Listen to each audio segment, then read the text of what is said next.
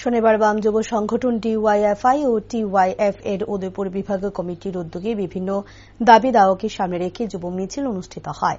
মিছিল উপস্থিত ছিলেন ডিওয়াইএফআই রাজ্য সম্পাদক নবারুণ দেব, প্রাক্তন বিধায়ক রতন ভৌমিক, মহকুমার সম্পাদক দিলীপ দত্ত সহ অন্যান্যরা। এদিন তাদের এক প্রতিনিধি দল জেলা শাসকের কাছে ডেপুটেশনে মিলিত হয়। তারপর ছাত্র যুব সংগঠনের যুবকদের নিয়ে উদয়পুর শহরে বিক্ষোভ মিছিল করা হয়। বক্তব্য রাখতে গিয়ে নবারুণ দেব বলেন, দাবিগুলির মধ্যে অন্যতম হচ্ছে সমস্ত শূন্য পদ দ্রুত পূরণ করতে হবে, আউটসোর্সিং প্রথা অবিলম্বে বন্ধ করতে হবে, ইতিমধ্যে অনুমোদিত সমস্ত নিয়োগ প্রক্রিয়া দ্রুত সম্পন্ন করতে হবে এবং নেশা ও নেশা কারবারিদের বিরুদ্ধে কঠোর পদক্ষেপ গ্রহণ করতে হবে। তাছাড়া বক্তব্য রাখতে গিয়ে তিনি রাজ্যের আইন শৃঙ্খলা পরিস্থিতি এবং বেকার সমস্যার সমাধানে মুখ্যমন্ত্রীর ভূমিকা নিয়ে তীব্র সমালোচনা করেন। রাতে অন্ধকারে নেশা কারবারীরা তার বন্ধুকে পেটাচ্ছেন, এরকম একটা পরিস্থিতি গোটা রাজ্যে তৈরি হয়েছে।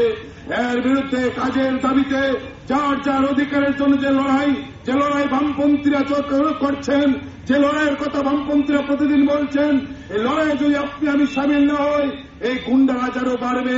আপনার আমার ঘরের ছেলেমেয়েরা কাজ পাবে না, স্কুলে গেলে আপনার ঘরের ছেলেমেয়েটা পড়াশোনা পাবে না, তাতে ক্ষতিটা হচ্ছেন এ রাজ্যের সাধারণ গরিব খেটে খাওয়া মানুষের। গরিব খেটে খাওয়া সাধারণ মানুষের যে ক্ষতি প্রতিদিন সরকার করছেন, তার বিরুদ্ধে অধিকারের জন্য লড়াইটা করতে হবে। আমরা বলছি, যখন এই সভা আমরা করছি, আমরা কি দেখছি?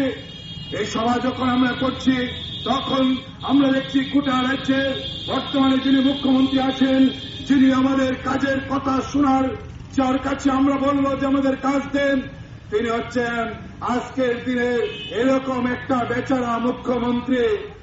আমাদের কথা শোনার তার যেমন ক্ষমতা নেই ওনার, একই রকম ভাবে এই বেচারা মুখ্যমন্ত্রী আজ একজন বেচারা স্বরাষ্ট্রমন্ত্রীতে পরিণত হয়েছেন। সমাজদ্রোহীরা তাকে স্বরাষ্ট্রমন্ত্রী মনে করেন না। এমনকি আমাদের এই যে আজকের যিনি মুখ্যমন্ত্রী শ্রদ্ধেয় ডক্টর মানিক শাহ মহোদয়, তার দলের বেশিরভাগ নেতা কর্মী সমর্থক উনাকে মুখ্যমন্ত্রী মনে করেন না।